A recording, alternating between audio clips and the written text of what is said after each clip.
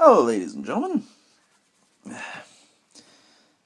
as you can definitely see, I moved. I didn't really get studio time, and unfortunately, I'm also the only one left in production. There was a lot of arguments and stuff, and yeah. Oh well, though. Sometimes it's better to be solo. Anywho, the the movie that I'm talking about today is going to be, to me, in the most sarcastic way possible, the greatest superhero movie of all time. Now, I know I've said before on my Twitter that Super Smash Bros., a movie I watched pretty recently, is the worst movie of all time, and it's considered a superhero. But unfortunately, no, I actually rewatched Blade the other day, and that's the movie I'm going to be reviewing. Blade, okay. So I'm going to start off really simple. The director, Stephen Norrington, is a really good director. A lot of his movies are great.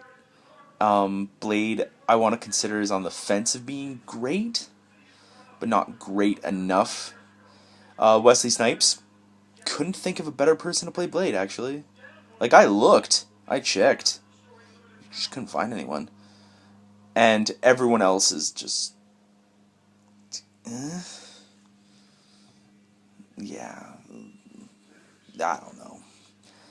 Um, I'm just gonna point out key features of the movie that I thought was good, and the key features of the movie that I thought was bad. The good aspect, like, the start was pretty good. I mean, it kind of got me enticed. It's just like, it's like, really? Okay, pregnant woman dying, gives birth to baby. Dope.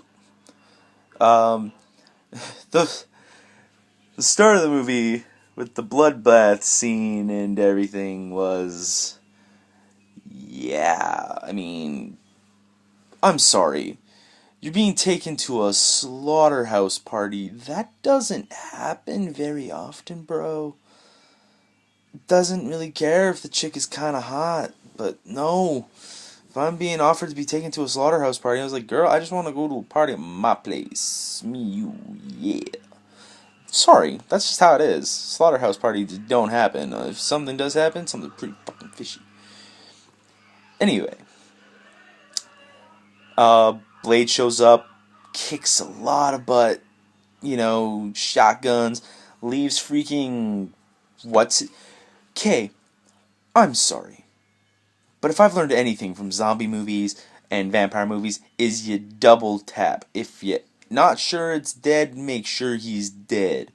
Don't leave him pinned up against the wall, burning and dying and whatnot, to be saved by the freaking police officers later and taken to the hospital. That's just dumb. Dumb. Just dumb.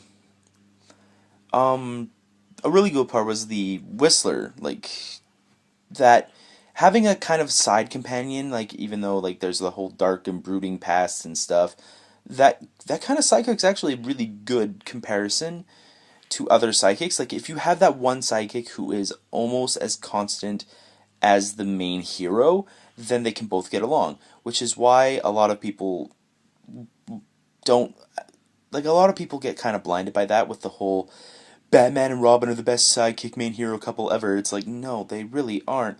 Robin goes off and does his own thing, like, so many times with, like, the Teen Titans, with the fact that he actually, in, like, the comic refused to be part of the Justice League once, or was it twice? I don't know. I'll get comments on that later. But having Whistler and Blade together, those guys, like two peas in a pod. They understand the threat. They understand that it has to be put down. That was a really good addition. And the whole biting, what's her name? Karen? Vanessa? One of those two. They're both the same to me. Both of the characters didn't need to be there. I mean, we'll get to that. But, okay. The, it was just, Love interests don't make good movies. I understand this is from the 90s, but love interests are not good for a superhero movie. At least not Blade. Oh, God. Just frustrates after frustrates.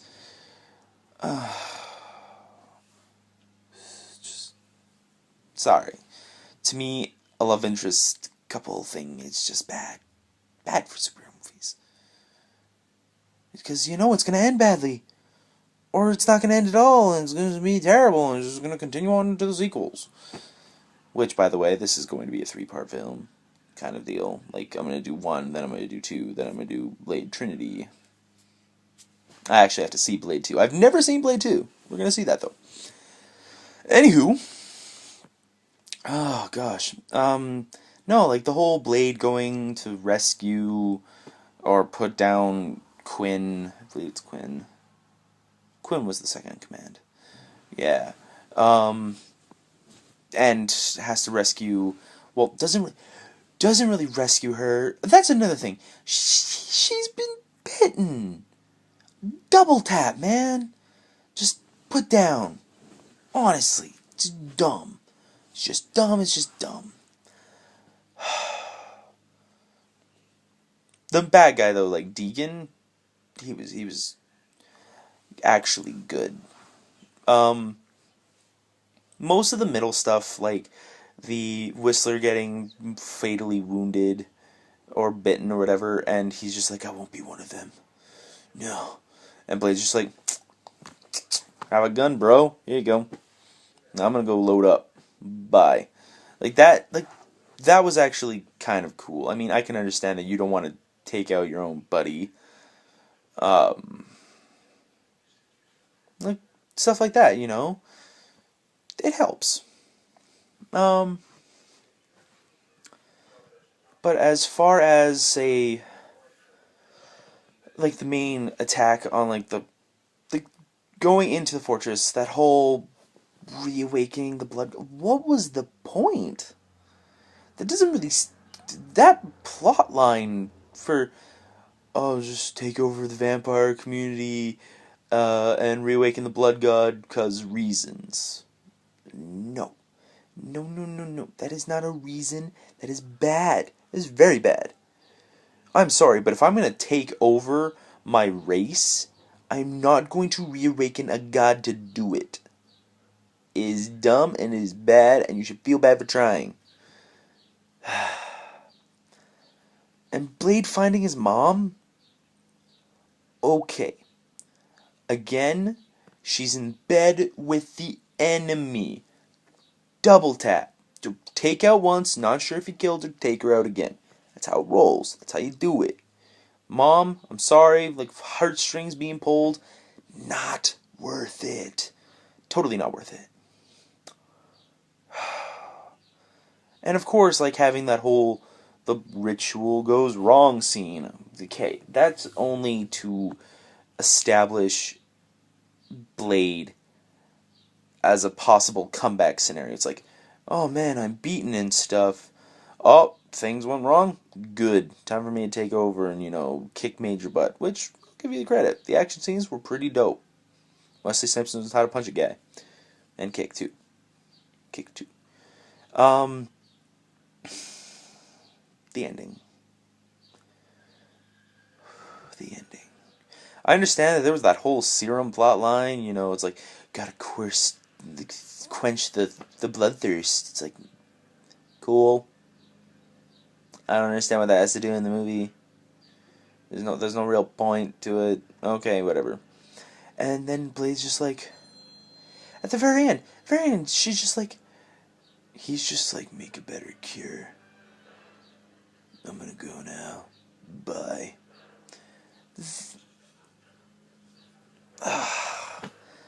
Just okay. And the whole, just because from the way the epilogue is, I'm going to assume Blade 2 is in London or something. Like a crossover in Europe, and Blade's just wandering around Europe, slaying vamps and being awesome. Yeah, it's fine. I could see that. I'm going to go see Blade 2 for the first time ever. I'm 22 and I haven't seen Blade 2. So many twos there. But no, all in all, I mean, the action seasons were decent. Some of the plot line doesn't really hold up, but hey, if it works, it works. I mean, mind you, this movie's like 20 something years old. No, it's not. Is it? No. It's 17. It's younger than I am. So I can't really hate the movie. I can't really hate it. But I can totally point out its flaws. Anyway, upon like careful reviewing and stuff, and by careful reviewing I mean like 24 hours, I would say that Blade deserves a solid. Blade 1 deserves a solid 7.8. Like, it's not too bad, it's not too good either. I mean, some of the plot is irrelevant, a lot of the characters are irrelevant, and they didn't really do enough to show exactly what Blade or like the main villain Deacon was actually capable of. Has to actually be capable of something rather than just vampire, yeah, all that bullcrap. But no, yep, 7.8 is my rating. As far as the other two, I've actually seen Blade Trinity because I am actually a huge fan of Ryan Reynolds. I can't wait to see the new Deadpool movie that's going to have him in it. You know, I'm kind of excited for that. Even though Green Lantern was sucked. But hey, and like, I kind of enjoy Blade Trinity. I understand a lot of people hate it. I understand that a lot of people hate Blade 2, which is why I probably haven't seen that movie yet. But I'm going to go see it. And it's going to be good. Good time. It's going to be a good time. But yeah, no. Tune in next time for my review of Blade 2, which should be, depends on because I don't really have a lot of free time anymore, which really, really frustrates me, because I really like filming. I really like putting my opinions out there on YouTube. I really do.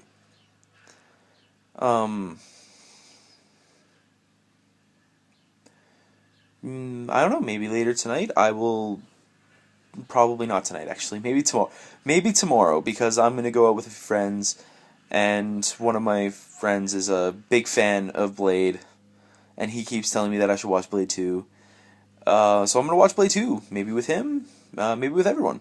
And then I'll post my review.